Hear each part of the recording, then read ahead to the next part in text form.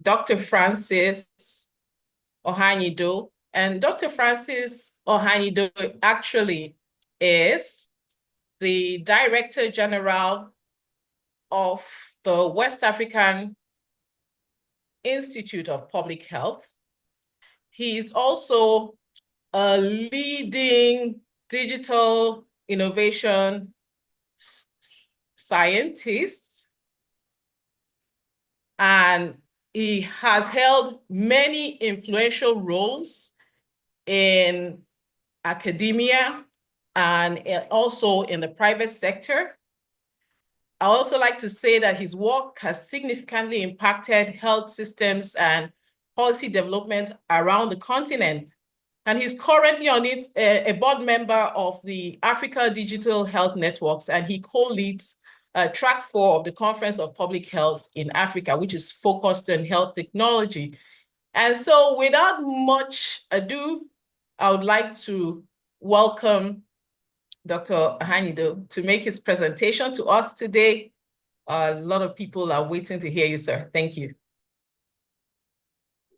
All right, thank you very much. Let me start by saying good morning, good afternoon, good evening, wherever you are. It's one word, and I'm excited to be here. I'm here for a lot of reasons. And when I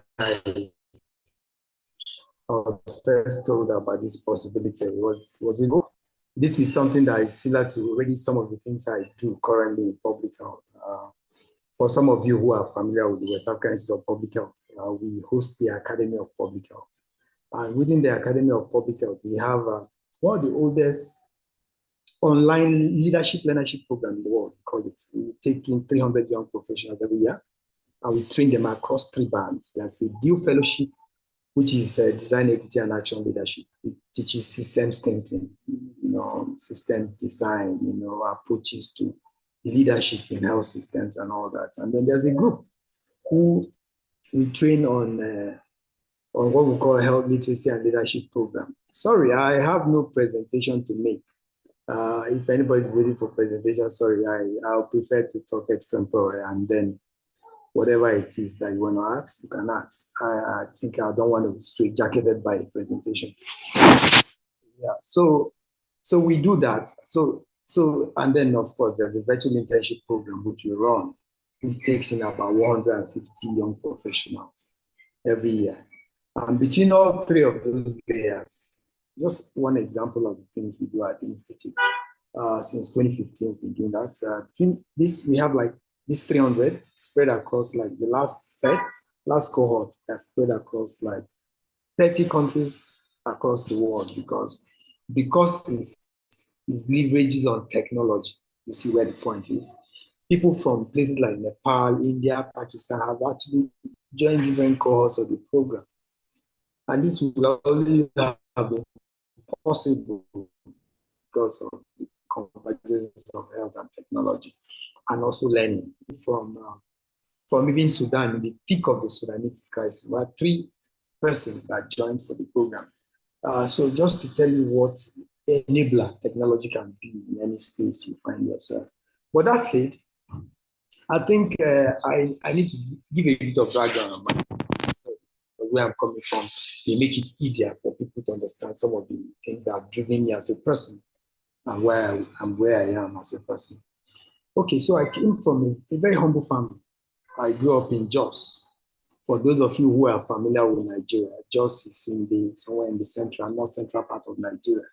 This is a very idyllic place. If you've been to Kigali in Rwanda, I think the first thing that will occur to you is,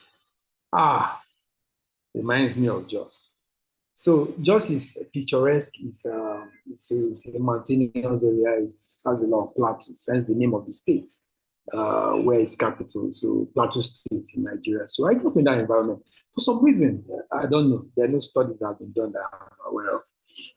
Jos has actually been able to engender a lot of creativity. A lot of musicians have had something to do with Jos at one point or the other. In fact, one of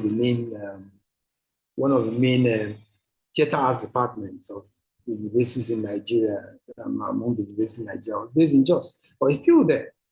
The theater arts department that produced people like Sonio T and the rest of them, for those who are familiar. And that's where Kokora Dawn, for those Nigerians who were born in the 70s, 80s, Kokora Dawn was produced there,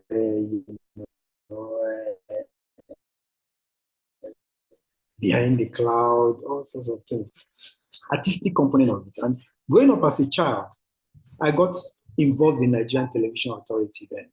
NTA Jos was the first TV station in what they call sub-Saharan Africa. I don't subscribe to that term. I don't use that term. To launch the first color television in this part of Africa. So NTA Jos, for some of us growing up in the 70s, we were among the first people to watch color TV. We saw the transition from black and white to color TV in real time. My dad bought, we had black and white TV, and then next we had color TV, those box-like things that were looking like furniture with Formica and all sorts of things. That was the age. And growing up in that period was magic, was simple magic. Growing up in Jos, I like I said, I got engaged with NTA Jos.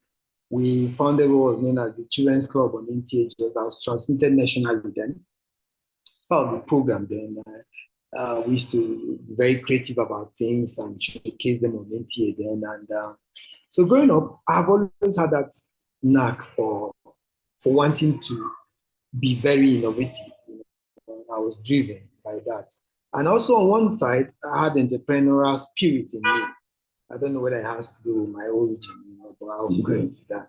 But I've always been an entrepreneur. I think I bought my first car when I was in my first year in medical school, which was quite shocking for a lot of people because my parents were rich people. But how that happened is a story for another day. So, but it just shows you I was driven to achieve and be strategic about whatever I wanted.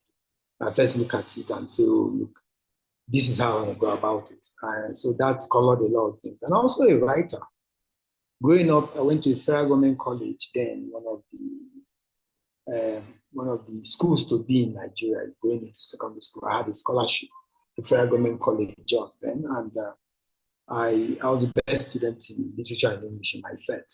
And I was also the best student in fine arts. So you can imagine I was a science student, I was also doing that. So with all humility, So that colored a lot of things about me. And at the point, my parents were open to whatever I wanted to be. But I always wanted to be a medical doctor. But like I told Professor Tonya when we met, I said, I wanted to practice medicine in my own way. I don't know what I meant then, but I mean, that's the way I looked at it. As it so basically, I went to med school, and as a child, before med school, I had tinkered with technology. There's this thing called FM microphone. I remember as a child, I set up a mast and connected the FM microphone to the mast. So my friends could tune in, in their parents' radio station, those within a certain area, radius of my house, could tune in and I would just be playing music and talking all sorts of, childish things then, and they would tune into their radio, their FM station in their own, and they would pick me. So I'd always had this pull to college. I to med school. Something's happened called serendipity. Certain things happened. One, University of Jos became basically one of the universities in Nigeria that had taken up tech very quickly. So in partnership with the university in the United States, they set up what was known as the Computer Center then, which is now a full-fledged, I think, department on its own now.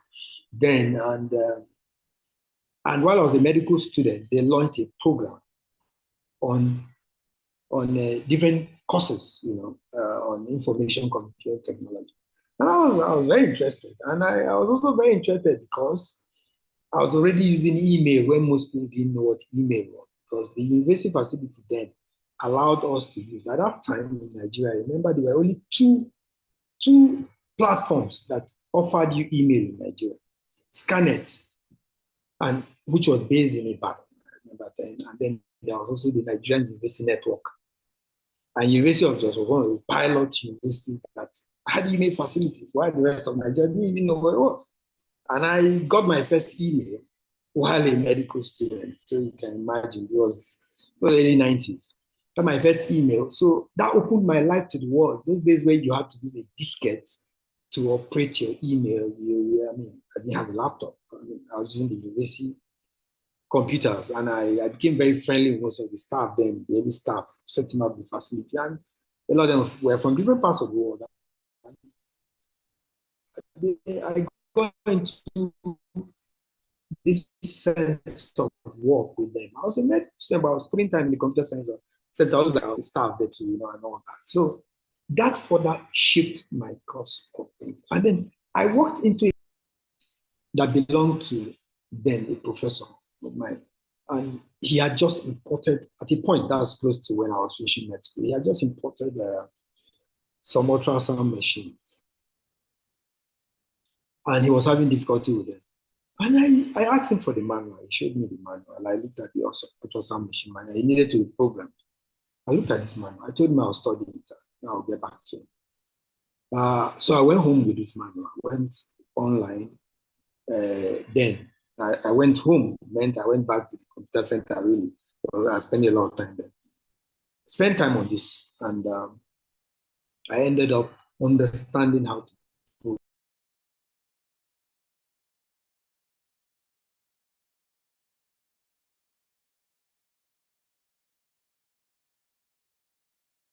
Okay, I think the network is taking him out. Let's just wait a bit and wait for him to get back in.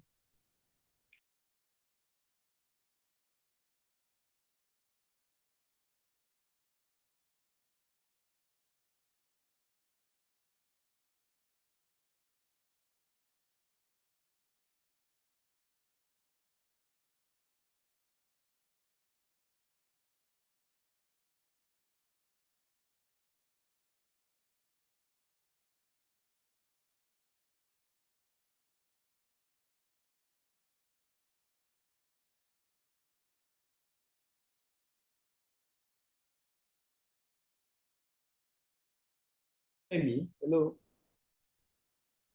Prof, can you hear me? Hello? Yes, welcome back. Yeah, I don't know where you heard last. I don't know what part you heard last. Yeah, thank you. Just Which part lost did you you. hear last? We lost you for like 3 minutes.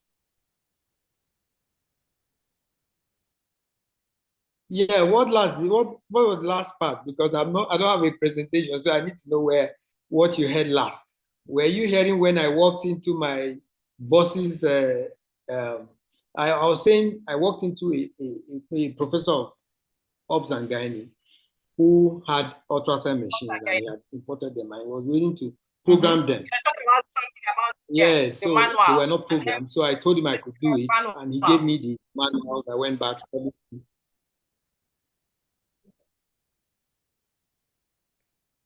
Yeah, so I studied them and I came back and programmed the machines for him to his own surprise, and all this. So I think that further encouraged me to understand the value of technology in space. Let me check.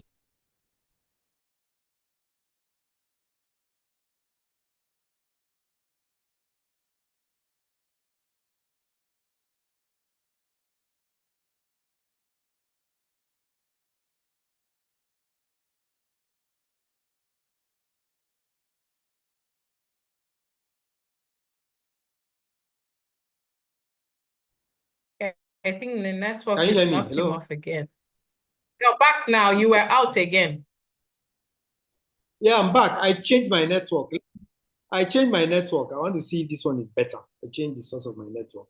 So All right. Okay, good. yeah, I programmed the machine and all that, and it worked. So that's one milestone. Then I now applied while I was in my final year. I applied for certificate in computer applications with the University of Jos, which I was able to finish. I finished it just around when I was graduating. So I finished that program. So it gave me a better understanding of computer programming, applications, and all that for the EDC. But I was still doing well in my medical school and all that. So it didn't really impact much on my medical. I was also doing business on the side. I was into show business, so so I wasn't going to all of that. But then all this were happening, and I ran as things happened. Like I said, another thing happened to me when I was a medical student. I ran for the Medical Students Association for presidency of Just University Medical Students Association then, and it got very, very messy and political, and I lost. And I didn't see it as a terrible thing, you know. I had wanted to make a change in the way people, the way medical students looked at medicine. Funny enough, that was part of the reason why I wanted to be president of JINSA. But it didn't work. So what I did, I now set up an NGO on campus to use my time and show like a sort of proof of concept, put it that way, of what I could do. And then I had one of my lecturers in my anatomy class then, who set up an NGO, one of the biggest Nigerian NGOs now.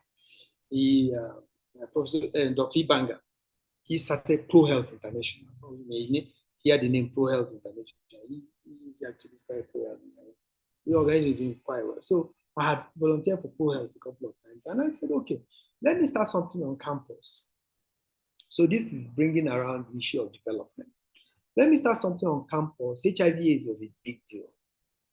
So, and there was no university in Nigeria that was offering HIV/AIDS awareness campaign in Nigeria.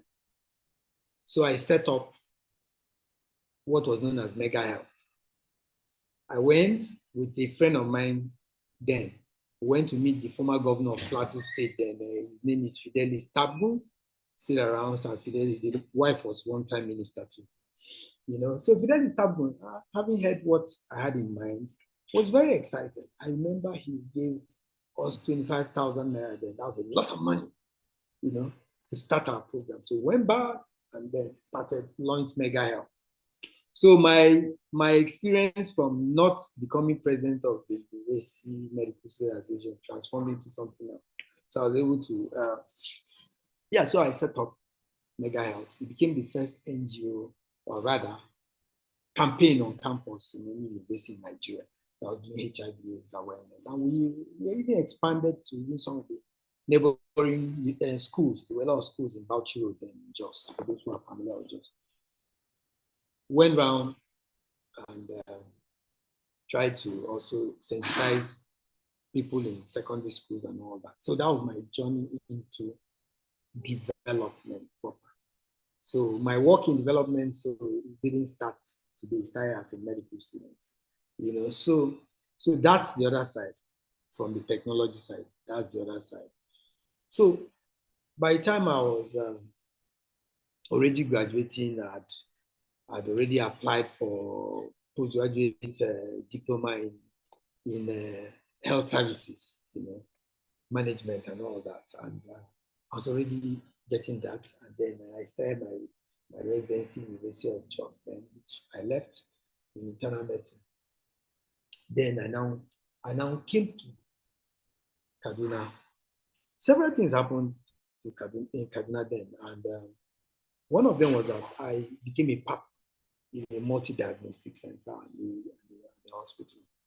And it gave me room to experiment with telemedicine.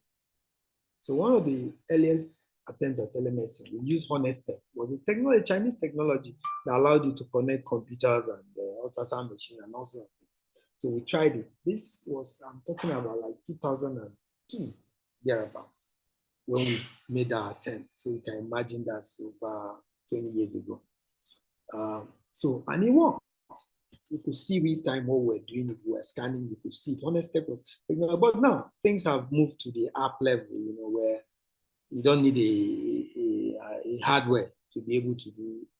Of course, telemedicine, traditional telemedicine still needs a lot of hardware because of interface and the other technologies involved. like in big hospitals and all that. But then we needed just something that could create that nexus with our applications and everything else. So we could send out reports online, do all sorts of things. So it was an aha moment for me, and was quite exciting.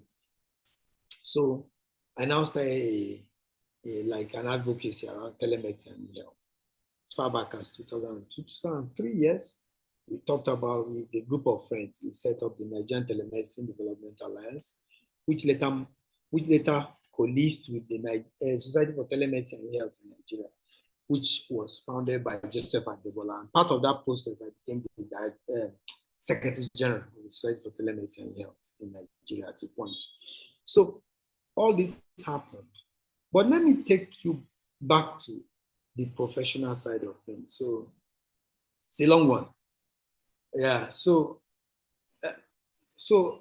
I went and met the then commissioner while I was still running my health facility and diagnostic center, multi-diagnostic center. When I met this guy who was then, he was used to be the Dean of Law, University of Jos.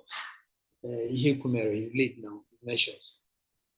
When I met him, and he was then Nigeria's High Commissioner for Refugees. And that was in the thick of Charles Taylor's war in Liberia. And when I met him, I said, look, I'd like to go to Liberia when they come up. That's when they come up was there.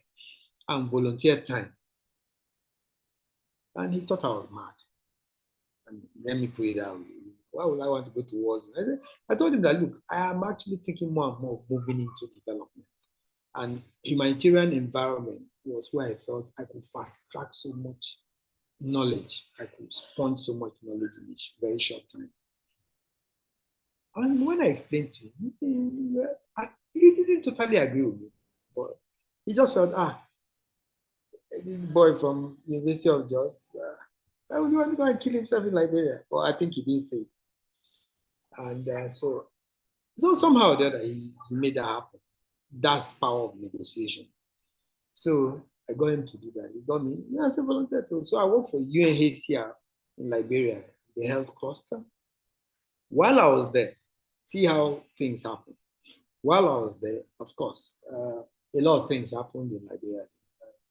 I saw, someone shared an advert, Rotarians Against Malaria. We are supporting UNICEF in Ghana for the first integrated measles malaria campaign in the world. No, not in the world, in Africa. It was the first in Africa. I think there's one other one in Malawi around the same period. And I had done a lot of work as a volunteer in Liberia around looking at supply chain in crisis environment and all that, and the social public environment. So I learned a lot. So I actually applied for it.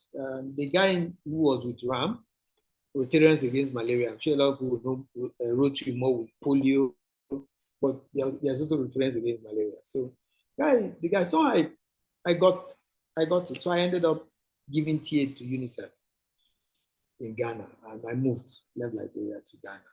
And again, while I was doing that TA work, I saw an advert this time. And the advert was about National Democratic Institute. It's a US NGO. Was trying to support the Nigerian legislature. Don't forget that we came back to civilian democracy. Democracy in 1999. This thing was early 2000. They were trying to support the National Assembly with young professionals as interns who will serve like advisors to the committees of specific committees. And they were looking for different lawyers, doctors, and also. And I applied. And I was asked to write essays. We wrote essays. I think all of us did. And I got the call to join that was when the mobile telephone was relatively new in Nigeria, 2002, 2003. I got called to support the Senate Committee on Health. And while supporting that, and now that's how I got into the space of. I met Dr. Ben Ayen. He's late now. He was probably Senator Dr. Lore Egbe, my good friend who used to be Senate Committee Chair. were basically two and this man, Shehu Sule, who was a director in Environment. There were three main architects of the idea of having the National Health Act in Nigeria. So I met Dr. Ben Ayene. I was young, wet behind the years. I was, and Ben Ayene took a liking for me. We started chatting, and he saw that I wanted to learn, and I also wanted to give. So we became very good friends. Then he was a founding member of EFON, which was founded by Professor Lambo, who was Itai Lambo. Then Itai Lambo was Minister of Health. So he had left the Change Agents project, which transformed the Health Reform Foundation of Nigeria then. And I had done some work at my clinic then with EFON in Kaduna State then. So I became part of the stream of things, and they work by 2004, the first walk around the National Health Act started. And it's important to remember it was 2004 when these things started. And when the law was passed, was 2014. I remember it was in September, President Jonathan signed it in September, also in November 2024. And it's interesting for a lot of reasons. 2014. It's interesting for a lot of reasons. The whole tortoise journey and my involvement, I'll probably touch some of those things later. So that's how I ended up there. And I left by 2003 when there was another election. Although briefly, I worked with Galina Abba, late Galina Abba in his office, because my committee was headed by Nzeribe. It was dissolved. I remember, and I went to Galina Abba's office, who was then Speaker, House of Reps, and said, look, I'd like to support your office. And he had a special advisor on health, whose name was Abdul Mutar, yes. And Abdul Mutar saw me and said, no problem, join us. And I ended up in Galina Abba's office. Again, the power of negotiation. So I became part of briefly before the 2003 debacle between him and Obasanjo and all that. He didn't return to the Senate. But it was interesting times. And I became part of even when Senator Rose Omo tried to bring what was named the Violence Against Women Act, which never saw the light of the day because it was not passed. I was part of developing the concepts around the reproductive health impact of violence against women and all that stuff. So I became part of the legislative stream, but I left 2003, but I was still part of, from afar, a lot of things, including when the National Health Act thing started, into 2004 and all that. So I left, and then while I was still running my facility, attempting to do telemedicine in one form or the other, I was also consulting for USAID in Nigeria, and I got to a point in 2006. I left my position formally on my facility as a partner and went to work for USAID full-time as a project support manager for the $100 million COPAS project, which was working in health and education. So I brought to bear a lot of things. By then I'd done a lot of work and even capacity, my capacity in project management and all that. So I'm working for USAID then. So after COMPAS ended 2009, I went back and asked myself, what next? I could decide to go back to my partner and say, look, I want to get back to it. I said, no. I said, let me set up an organization, which became Synergy PNP, became a major organization. Then Synergy, in fact, consulted for Nigerian Communications Commission. The first attempt at developing an e-health platform in Nigeria was funded by the Universal Service Provision Fund under the NCC in Nigeria. And it was Synergy, my company, that designed the prototype of what could have been. But of course, the politics of Nigeria, the change in leadership of NCC, and that's a story for another day. But what Synergy was able to do work in Ghana. We supported Google on the AFIA project in Kenya, Uganda, South Africa, then yes, and Ghana, then Nigeria. What did we do? We worked to develop also, was led by an NGO based in Switzerland, Avalane. We tried to develop the first attempt at health, what we call global health tips. This idea that telecom vendors telcos can send you texts about health in very simple language that sometimes are very domesticated environment. So I was part of developing that with Google, Bupa, with Avalane leadership and all that, in 5 countries in Africa. So while I was doing that, I saw opportunity to work for WHO in Africa. So in 2010, 2011, I worked for WHO in the regional office for Africa. I was a consultant for neglected tropical diseases. So you can see, but what did I do? I tried to help Afro to look at the ecosystem and their repository for information around neglected tropical diseases. So you see how technology also came into play there. I helped them to develop the draft for the integrated monitoring and evaluation framework, which they are still tinkering with. So the idea was that the NTDs are a spectrum of diseases that a lot of them are not even related. The idea was to find a common ground, to find a way to be able to track them as a group. Crazy thing, but it was doable. We were able to look at the indicators sets, whether nominal and major indicator sets and all those things across them, and looking at also the fact that there are diseases of development and all that. So I'm not going into all that, but I work for the WHO in Afro.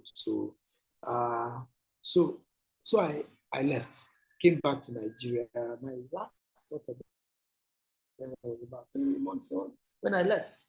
I came back and I started again. I think my first consultancy then, I remember, was interestingly from Professor Patti. He was then, he's been my friend way back. So I remember I came back. He wanted to do a primary healthcare financing summit. I remember people like Professor Noka who were involved, Jekwe and the rest of them. So I, Professor Clara Ejembi, and one young man, Felix Obi, then were the people who, and then of course Olubajo, who was a deputy director then PACD, National Primary Healthcare Development Agency. Sorry for those who are not Nigerians.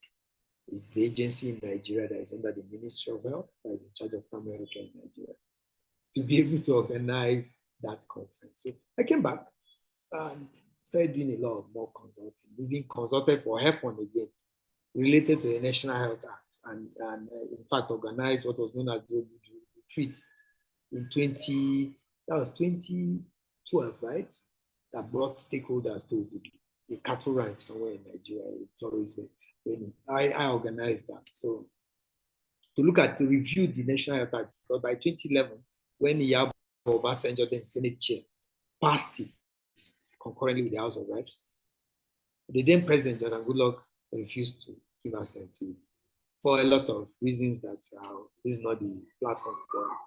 But we had to do the opportunity to look at how to engineer. And luckily, we had a champion in the person of later governor, Senator, he was then Senator Arthur Okowa, who was then chair Senate committee. I worked closely with him then.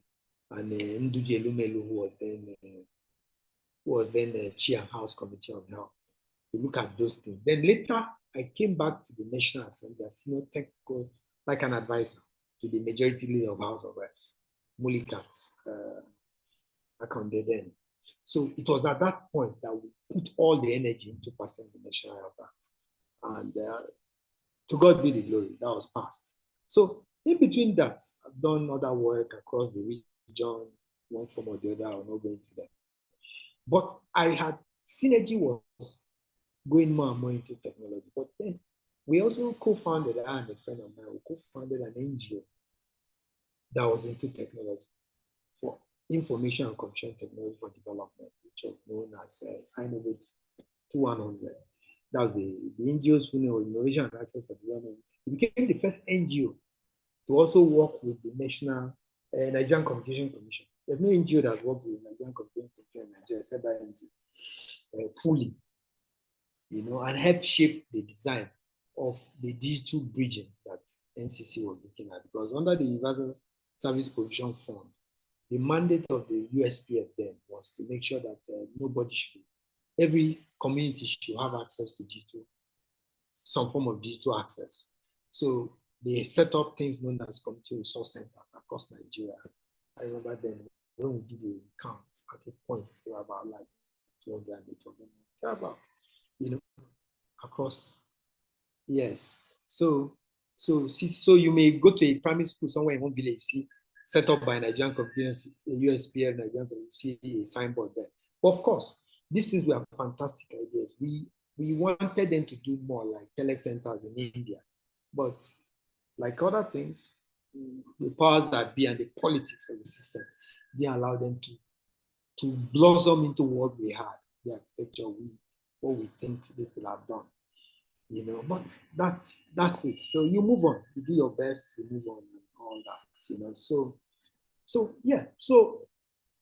So been there, went back to USID to work for the what was known as the T-SHIP project. T-SHIP is the Total State Sound Impact Project, which was in Bauchi and Sokoto states. So USID's main flagship project after Compass, which I also worked. So T-SHIP was an innovative. So I headed what was known as the market shaping project on that. My position was unusual because my position was funded by both USID Nigeria and the UN under what was known as the RMNC's Trust Fund of the United Nations. And so I was very involved with what was known as the MDG Alliance. And the co-chair for the child health, Lee Greensley, became my very good friend.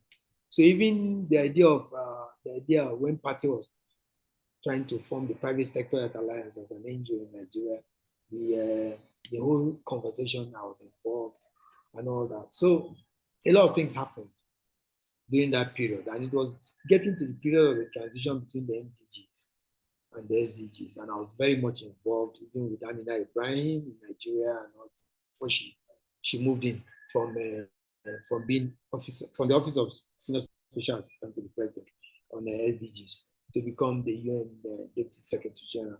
So it was a very interesting period in Nigeria. One of the things we were able to do with Compass Project was that we did market shaping with other partners and NAFDAC.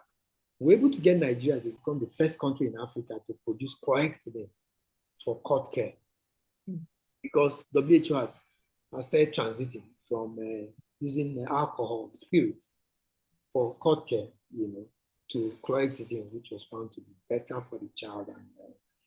And so we did the market shaping around that with organizations like Clinton Health Access Initiative with funding from the RMNC Trust Fund and USID. We did work with US Pharmacopoeia and got several companies to be doing, EMZOR and several other companies to be in the process of yeah. Okay. Sorry. I hope. Dr. Hajida, I just wanted to get in here because we have 20 minutes and there are a lot of people who would like to ask you questions. Because one of the things that we're hoping that the participants begin today is to be able to gain from your experience what is out there for them. If someone is thinking of following a pathway that is not a clinical science, clinical practice pathway, what should they bear in mind? Your experience as you listen to them.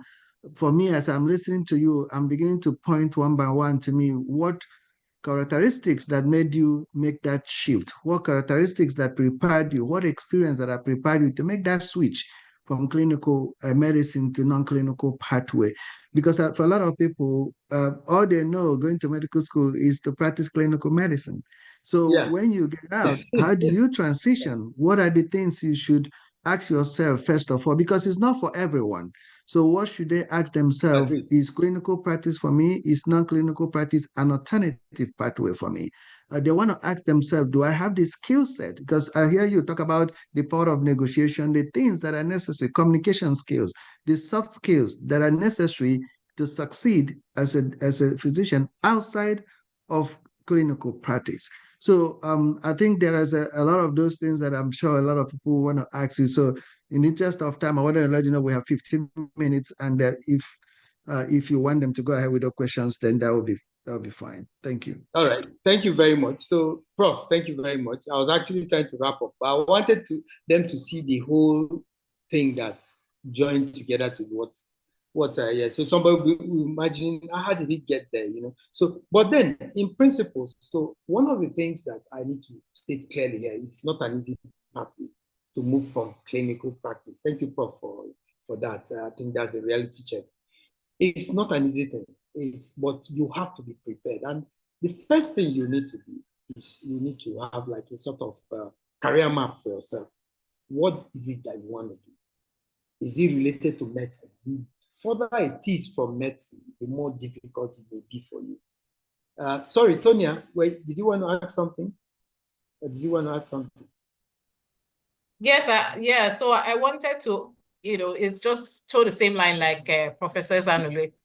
Yes. But in particular, a lot of people are stranded now because they're in clinical practice and it's just their body doing it, but their mind and soul is elsewhere. So what advice do you have for such individuals? And two, I can see how colorful your career has been. At present day in Nigeria, I can't imagine a career as colorful as that. Can a doctor, can a health worker have a very colorful career outside of clinical medicine like you did then and you still have now, considering all the things that are upon us? Okay, thank you very much. I don't know if my career has been colorful, but it's been a lot of things here and there. And sometimes I ask myself, what exactly is it that is happening? But what I think first of all, like back to you and Ezenebe, one is the fact that you need to have a map of what you want to do. Like I was pointing out, the further you move away from medicine, the more the transition will be difficult. So don't take it that it's not be. But then you have to be prepared. I think preparation is very key. Have you built the skill set to be able to do that migration? Is this something that you want to do and co-locate it with your practice? So it gives you a sense of fulfillment, Maslow's self-actualization in something that you've always wanted to do. Good and fine. So you have to know and navigate where you think you fall into in all that spectrum of things. So, sorry, you're muted. You're muted. Yes, sorry. Yes, so you have to be able to draw those lines and then map a career, the stages you want. One of them has to be about opportunity. The arena you want to go into, does it clearly give you the opportunity of the things you want to do? You can dream about things, but the other side of it is that you understand what you want to get into and what the strategy looks like for you. What are the strategic imperatives for you to move that direction? It's very key. And one of the things I discovered very early was the fact that I needed to have a strategy. Like I talked about negotiation. I say, okay, I want this. I go for it. And I have done my groundwork in terms of how I'm going to go about it. I've already even convinced myself where I want to be and what I want to do with it. And so sometimes some of the things I mentioned look like they were happenstance, but I think I had prepared myself for the opportunities that came. So that preparation is the major thing about career shift, career transition, or career or co-career development for you as a person. You need to understand those things very well and be sure which you want. And it's not something that you do without that sense of purpose. You have to be sure you want to go that route because you have to give it all. Because there are periods when I know there are periods when, because I had startups, I had chaired a software firm, for example, at a point in my life, I was broke. It's not everybody that can be under the umbrella of brokenness or whatever you want to call it. Some people don't know how to can manage it, but some of us, you have to continue believing that there's something beyond today. It's not everybody that has that tendency to be able to do that. And for those who want to go into business, that's a key part of being an entrepreneur. Your ability to fall and continue working, stand up, walk, and believe that the best will still come. If you don't have it, it's a bit difficult. Just stay under the umbrella of a career that just gives you and saves you from a rainy day. Otherwise, it's not something you should jump into. It may sound sexy, it may sound, sorry to use that word, but it may sound very attractive, but there are dark nights of the soul in this whole thing that you need to be sure that you will be able to engage with them. But when the returns come, you should do your work very well and implement your strategies quite well. When the returns come, the dividends of your the returns on your investment, your dividends, whatever it is that you get, will be something that will make you sleep very well at night, and you'll be very happy. And people will see too that you're happy with what you're doing. So technology now for me. I have another question. Yeah. So my other question is that I know that you have an art side, poetry. So did it play any role in the way your career kind of moved away from? Do you think it played a role in the way your career moved out of clinical medicine, being a poet? Is it contributory or is it just on its own? On the surface, I won't say on the surface it looks that way, but it may actually have played because I'm a dreamer. And like most poets, I think I'm a dreamer. I think fundamentally the ability to dream, visualize things has always been part of me as a person. So that may have played a role in terms of it. And I like good narratives. I like good stories. I like good stories that have good ending. So the work in development may have been part of it for me as a poet, seeing that my career trajectory is something that I feel that will make impact somewhere down the road. For even if it's just one person, let it be something that counted. So for me, I think the dreamer as a poet is very clear. Right from childhood, I wrote poetry. I still write occasionally when time permits. But also writing the narratives of work is important. So the push to write about the human story, the journey, has been a strong part of me in terms of what I do. I think that's okay. Yeah. Professor Chair has I think he has his hands up. I think he has a question too.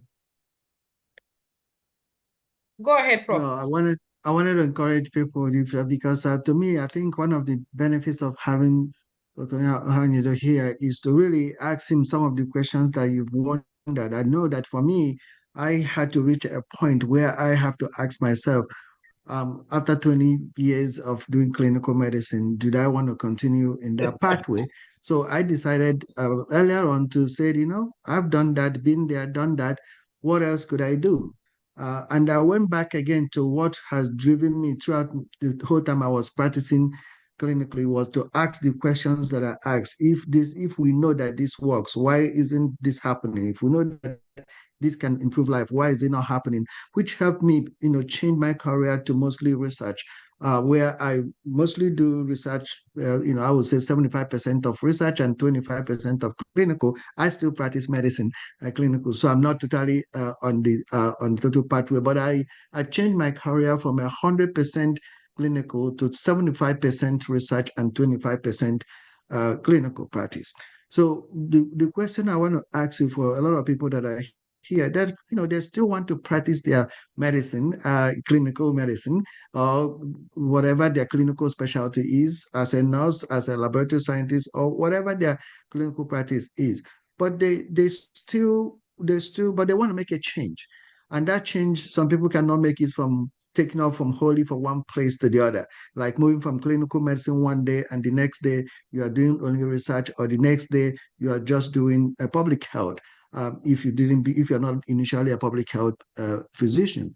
So if it's possible for you to think a little bit and articulate it, and to think out, what about the 3 top things that somebody at that crossroad should ask themselves before they start to even make that change? And how should they make that change, recognizing you don't go to sleep one night as a clinician and wake up the next morning and you are all doing health system strengthening. So how did they work themselves out to make that transition in a way that hopes for success? Thank you. Thank you, Prof. I think that's very, very critical, because One of the things that has enabled me to do some of the things I've done, I think I have to give credit to people around me. I think knowing the go-to person, have a go-to person that you have to. It doesn't even have to be a mentor. A mentor can come.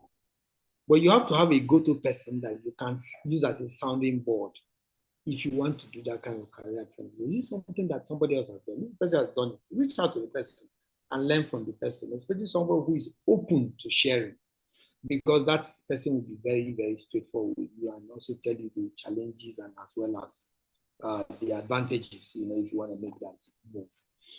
But the go-to person can also be your mentor if the person is that knowledgeable in that space or very experienced in that. It can be your mentor, because those things help you with the toddling stage of that transition.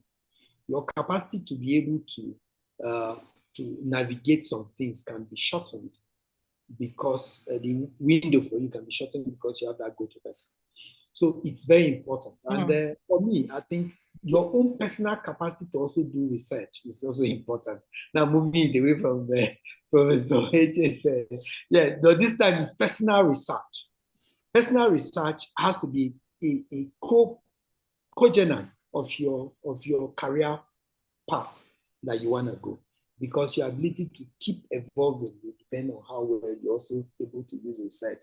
So I find it hard if doctors, if a doctor who wants to do a transition does not know the power of using the word to be able to isolate good information, to be able to do kind of personal,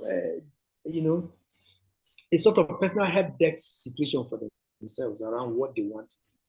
It's very important you should learn those skills, and those skills are very, very good. And that's why digital literacy is key, for any medical doctor in this age. You need to be able to, and that digital literacy, one of the things it should do for you is your capacity to do personal research for the things you want to do, irrespective of whatever the direction you want to go.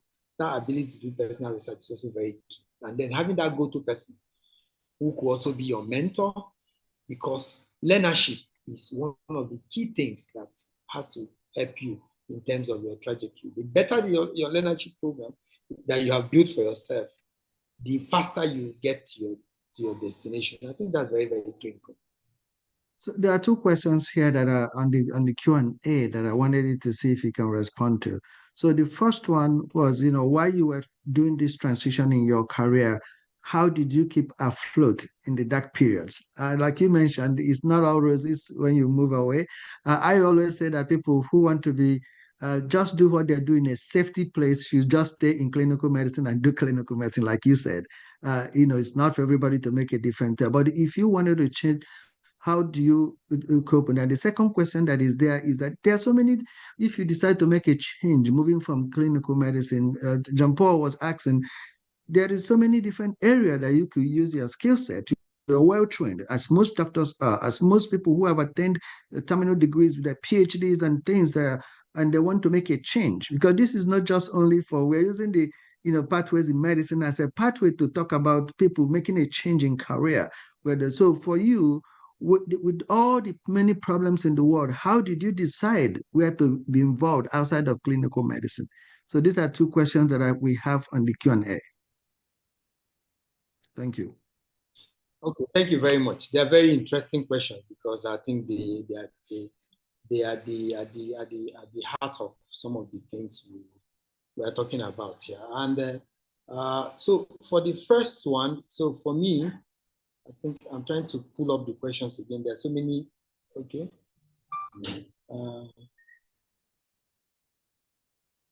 Sorry.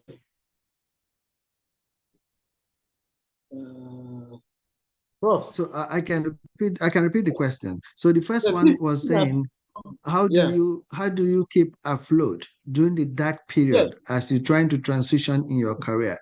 And then the second one is saying, of all the opportunities in different areas of the problems in the world, how did you pick where to use your skill set to get involved outside of clinical medicine? Okay, thank you very much. Yes, so I was actually trying to pull them up on my this. Okay, so that's better. So the first one about staying afloat is the fact that, like I mentioned from the beginning, I've always been very entrepreneurial. And if you don't have an entrepreneurial skill set, please try and find a way to learn how to build those parts of you that are entrepreneurial. Because I was talking about all things like negotiation, knowing how to engage people, your communication skills. Those are parts of that package that you need to make sure that you begin to shore up your capacity with. Because there are periods when I had to go and begin to sell my capacity to organizations. I had to print out small this and go around to some of the development partners. And quite a number of them were able to reach out to me. I had to do consultancy. I'll give you one clear one. And one of them was with, I had not done a major nutrition program before to start with. I went and engaged, I had worked with a guy called Binyam, who was then Save the Children, and he was in Rwanda. Came back to Nigeria. He came to Nigeria, Ethiopia, very good friend of mine. Came to Nigeria and was with Save the Children in Nigeria. So when I came back to Nigeria from Afro, I went and met Save the Children. I said, look, I think I can help you navigate the executive and the legislative side of work, especially when the scaling up nutrition was being set up, some movement by the UN. And they had already had a conference in Nigeria then by 2012, and there was no much movement. They wanted certain, what do you call the ministries and departments and agencies to set up focal persons for nutrition in some of those agencies. Akinwumi Adesina was then Minister of Agriculture. I met with Akin. Okay, before then, I went and met them. And they said, what can I do? I said, I can work for you. Let's look at how is it possible. Let me be like a sort of a liaison to the presidency of Nigeria for the Sunday. And they thought about it, and it turned out a fantastic idea. So I ended up doing that consultancy for them for some months, shuttling between all the MDA, the ministries, departments, and agencies that needed to have a focal person. And that paid through because quite a number of them had to now designate somebody. But what that meant was that I had to negotiate into situations to be able to earn a living. And it takes a lot. And sometimes as a doctor, I think one of the things we need to learn to do is if we are going to do career transition, please, if you are very proud, please tone it down. Tone it down, because the way medicine is sometimes taught in our environment, you are made to look from that up there and down, and people don't understand it. It may not be you, but if you carry that aura, it may not work for you. You need to be like any other person, be able to communicate properly and with all humility where you need to be, talk to people, and you will not know what the results will be. That's very, very important, So the hauteur of clinical practice that we carry around, you need to throw it away and be like any other person. Your medicine, you're just like any other person, irrespective of having doctor in front of your name. If you learn that very early, you will find out you will get more mileage in terms of how you engage with people. Your communication will not be stilted because of that sense of your who you think you So are. you have more questions coming. Okay. Yeah. So that's important. So the other side of it is that I chose the path of least resistance. Public health for me was already closely related to medicine. And then technology is also, I saw the opportunity in technology and how to marry public health and technology together. I think that explains that for me. I think it's how I went about it and maybe the details of it, but that's for me. I saw opportunity and I was able to latch onto it. Okay, so Dr. Aliyu is asking a question. He says, for doctors who are already practicing but still have their eyes on doing business and being entrepreneurs, how do they make that transition? They're already practicing, but their eyes are elsewhere. I do want you to take those two. I do want you to take those two questions together, because I think before we close, because the other question that is there, I do know for myself, many times after my transition to doing research, there are days that I wake up and I ask myself, what's wrong with you? What do you think you're doing? I had doubts. I had concerns. I wasn't sure, like you said, there were times that it was difficult to, so there was a time I had 100% grant funded. I was 100% on grant fund. And then as they're finishing, I didn't have any new grant. So I suddenly realized I didn't have funding to stand. So I had two things to do. I had to go back to the clinical medicine that I was, or, so those two things, how do you transition to become those entrepreneur and starting a business, which is The doubts. connected to that same thing? When you have doubts, what do you do? Because doubts will come. It's inevitable. Every day is not going to be rosy. So when Yeah. the doubts come, how did you remind yourself to stay the course and not run back to the clinical medicine? Thank you. Okay, so I'm a fan of mind mapping. I've always used mind map as part of my career map. Whatever it is I have done. In fact, I always tell my students this. When my wife first met me and she walked into my bedroom, the first thing she saw on my wall was a career map. I'd already plotted where I wanted to be at different points in my life. And as it is now, I think I've achieved most of them. But the point is this: you need to have that. You need to have something that is physical, whether in your book or somewhere that you need to be your reference point. You cannot have it all here. You must have that, because that also helps to anchor you, to be what they call a bulwark for you in terms of how you navigate this thing. Because without that, something that holds you and tells you, or like umbilicates you to it and says, look, we are on this journey. You will have the dark nights of the soul. And you will, at a point, even have what you call imposter syndrome. Because you will ask yourself, am I sure I'm doing the right thing? It will always come. It will always come. It's a natural, it's given. It will come.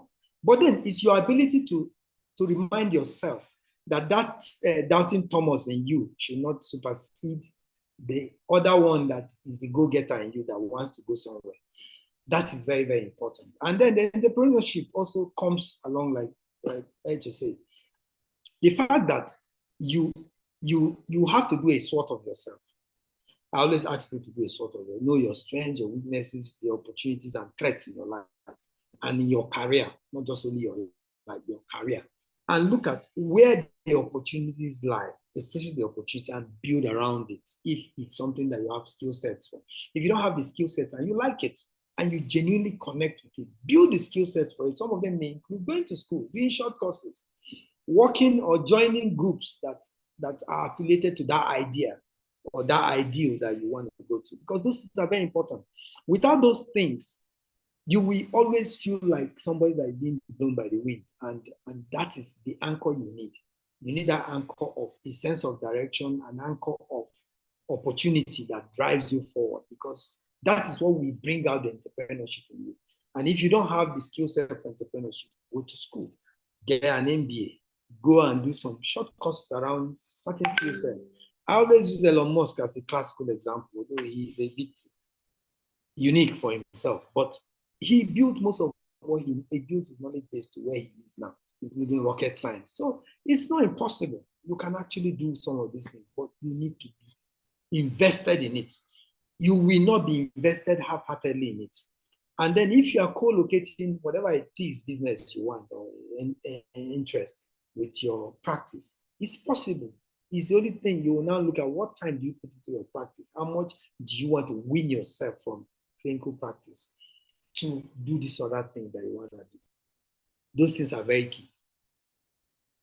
I see more things here, and then we're about to wrap up. But you see, Nigerians only wait for the last end. That was why I was trying to, get us some time for questions, because I know they'll wait for the last time to ask these interesting questions.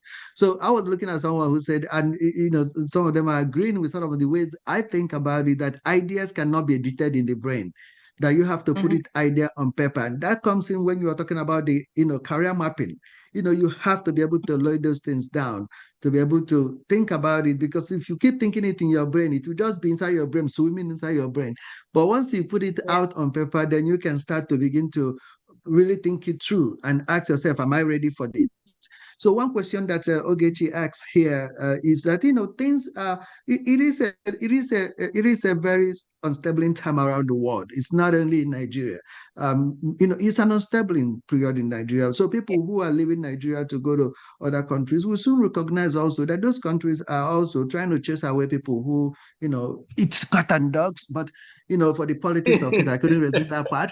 But the only thing to say about it is that they have to go back to their own country to develop their own country to be able to do that. And so Ogechi is asking this question: how do we begin to teach about options in our educational system, where you said, I'm a doctor, I'm a nurse, I'm an engineer, this, how else? So that you can say, I'm an engineer, but I can take my engineering, say, instead of wearing a suit, wearing a tie and waiting for government job, can I actually start a motor service company for the elite? So I remember one of the guys who told me, if I want to be a mechanic, I want to only service Mercedes and Lexus. And he's an engineer. And that's exactly what he did. And he only said, I will not take Peugeot at the time. I will only take, and I said, but there are very few people. He said, yes, but those few people can pay. So again, he taught me a lesson that it's not by quantity alone. So if you are in one of those professions, things are changing around the world, how do we teach this in our school system to begin to make people to think outside the box, to say, what else can I do with this skill? Because the issue is that you're not taught to this. After this, okay, this is what I was taught. You go to vomit it somewhere else, and that's all you learn. The whole idea about to go to school, I remember when we talk about that he went to college, university, but the university didn't pass through him. But if you actually went to the university and the university passed through you, then you should come out and be able to think, and be able to think about the skills you learn and do what I call adaptable skills. How do you think we can begin? This is one of our own idea, is to say every December, we bring someone who have left medical practice successfully, and then to share their own experience, But we know that for each of the successful people we bring, there are many people who didn't do it successfully. And some of them have even done it 2-3 times. They went out, came back to medicine, went out again, and came back again until they succeeded. So sometimes they come up with, lesson learned. So we are hoping that you will come back again, and that you will recommend people that you think their own experience, their course outside of clinical medicine could inform this. Because that is one of the things we are trying to do here, Ogechi, so be able to bring that to the forefront, to say, just because you did this doesn't mean you should remain there. You should think outside. You may even recognize that you're actually better in something else. There are people that find out that they like to talk and they actually make money by, talking, right? So there's certain things that you can do. So 2 things before we close. How else do you think we can get this, even if we can't get it into the curriculum in our teaching in our universities, but how can we increase the awareness beyond what we are doing now? Here there are about 100 people that are listening to you speak about this. We are hoping that will make them. We put it in December because that's when people do end of year and New Year resolution, right? So as they go home and start to think about the new year, they begin to think about, what else can I do? How can I do this beyond what I'm doing? What else can I expand? I have the knowledge. How can I put it into practice? So do you have closing words for people as they go back to their homes and then they begin to think about 2025 and they begin to say, well, I listened to that doctor. He caused trouble for me because now he has put ideas into my brain. How should I manage this idea? Okay, thank you very much. I am sure because of time. So for me, I think I will start from the end where I ended earlier on. I said the self-analysis is very important. You should have one form of tool or the other that allows you to understand yourself. So start with the basic SWOT and ask yourself 2 questions and be honest with yourself. Don't deceive yourself. What are your strengths? What are your weaknesses? What are your opportunities? What are your threats? Relate them to your career and those things you think you want to do. Do those analyses first and sleep over it, because that will be your reality check.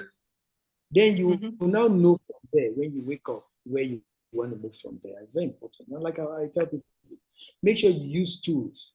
Tools are very, very important. like the Chinese say, just what is in the brain. Sometimes what is written lasts longer than that which is in the brain.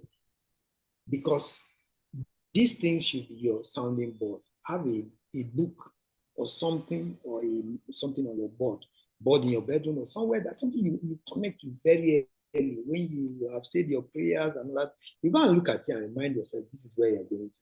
I have done that for years, and it has allowed me to keep being anchored to a vision. The vision of being able to impact on my society in a multi-dimensional way. Let me put it that way. Because of my interest in technology, my interest in public health, my interest in sustainable development. So, and I've also been able to, it wasn't easy to walk myself into spaces where I can be able to be in the decision making around those particular things. Because that's one of the ways I can do around. The implementation side of it is also very important. But you need to be also in a space where you can be able to have a voice. The voice is very, very important. So anchoring yourself to your mission and your vision is very key. Building capacity to be able to deliver them is also very important. And being very truthful to yourself is the most important thing there. But let your analysis, self-analysis, not become an analysis paralysis, as they say. Because some people, when they do analysis, they become scared. And then they suffer status quo bias. They want to keep staying where they are rather than taking the lead. But let it be very realistic, and just pray. I am a believer in the power of prayers, and whatever it means to you, whatever it is, how you see that, but it's very important, so that as you're moving forward, you anchor yourself to things that matter. And most missions for me is, if you have a mission that you know you make impact, it will drive you. You don't even need a bigger mission. One simple mission that you know you will make impact on, it can drive you.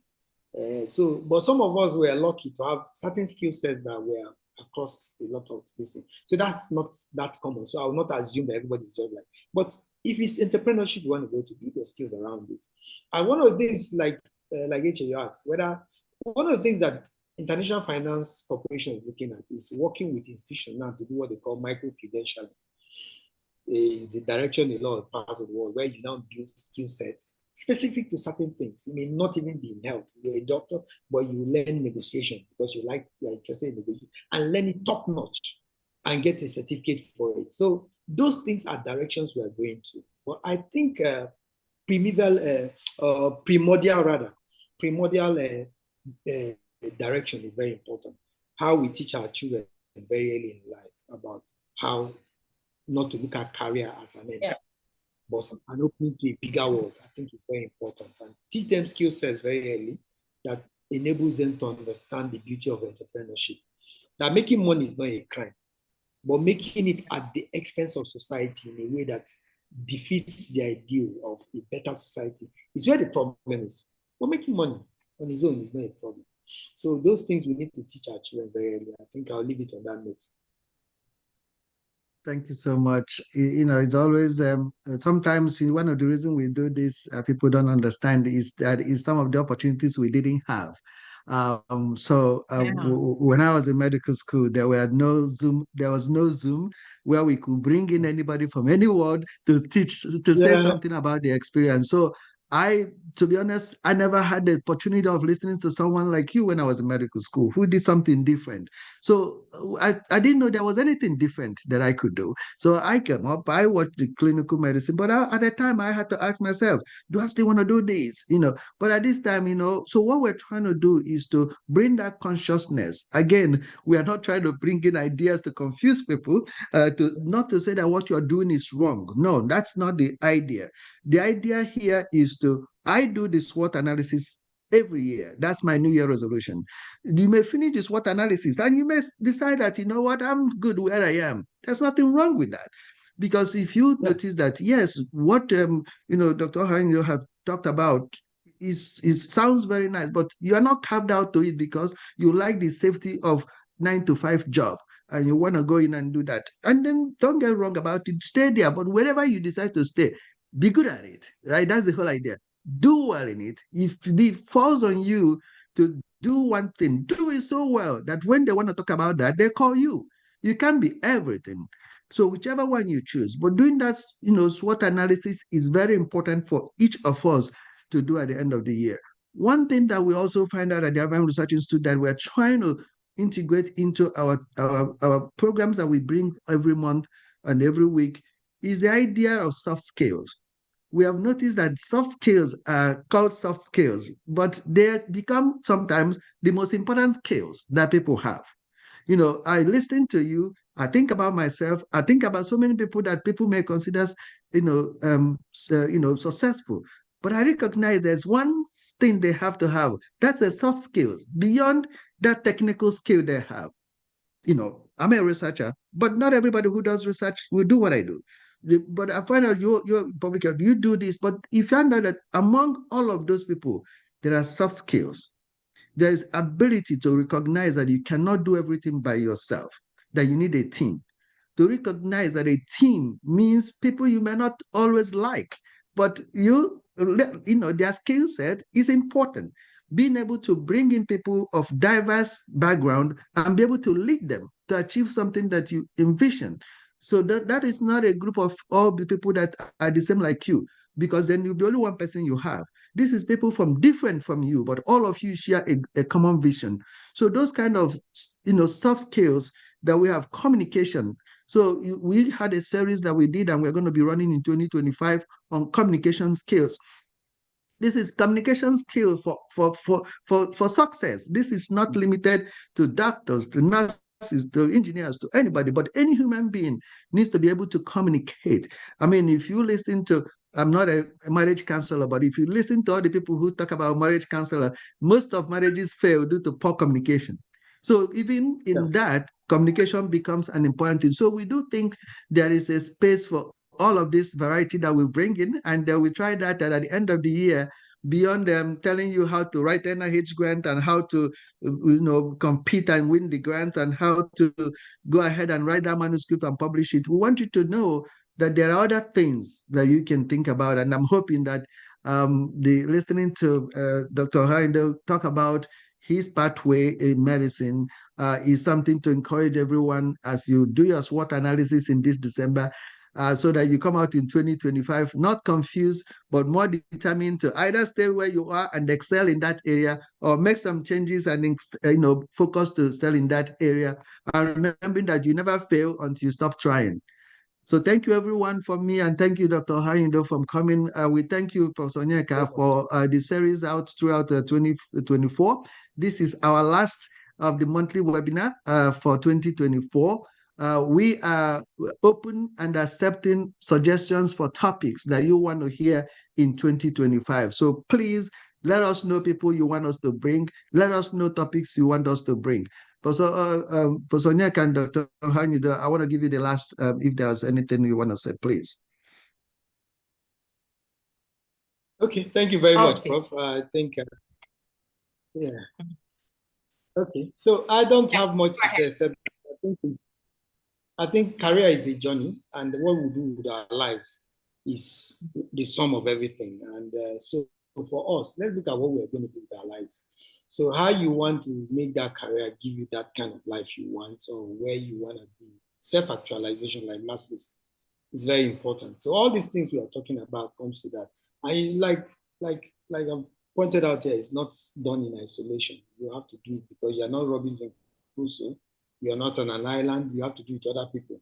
So you calm down your high horse if you are the type that you have communication issues, and learn communication. People, this interpersonal communication is very key in all these things. So that transition we hinge on how well you communicate yourself or communicate your ideas to other people, and that's, for me, is bottom line. It's very, very important. Never lose sight of that. Thank you so much, Dr. Ohanido. So I'm going away with a lot from here, and I know that many people are. For one, my head is filled with career mapping. I'm going to start doing something. I'm going to do SWOT analysis on my self-analysis. I'm going to do a SWOT on my career. And this is really encouraging that a lot of people here can go back and then have a think about their careers, and not to leave the career, but how to make it more engaging and more fulfilling for them, even if they think that clinical medicine isn't quite where they should be. So thank you for being here with us. Thank you for stimulating our minds. Thank you for sharing your colorful career with us. I want to thank our participants and the audience for staying up to this time.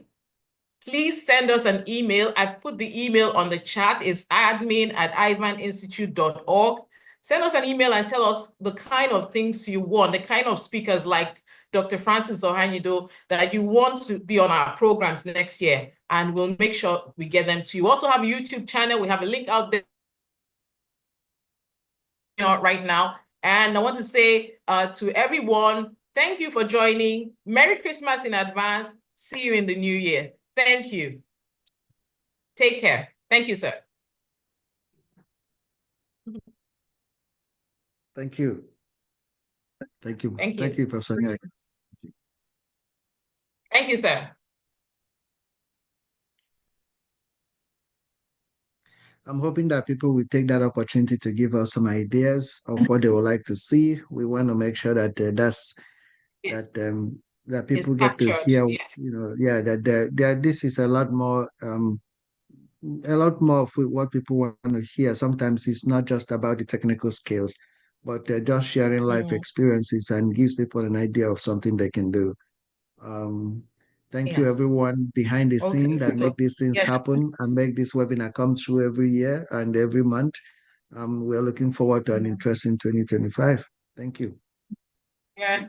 So Shadrach Ogidi, you're asking where to submit. I just dropped the email address. If you want to submit your ideas about who you want on this program and what topics you want on this program, admin@ivaninstitute.org is on the chat. Please take it and reach out to us. Thank you.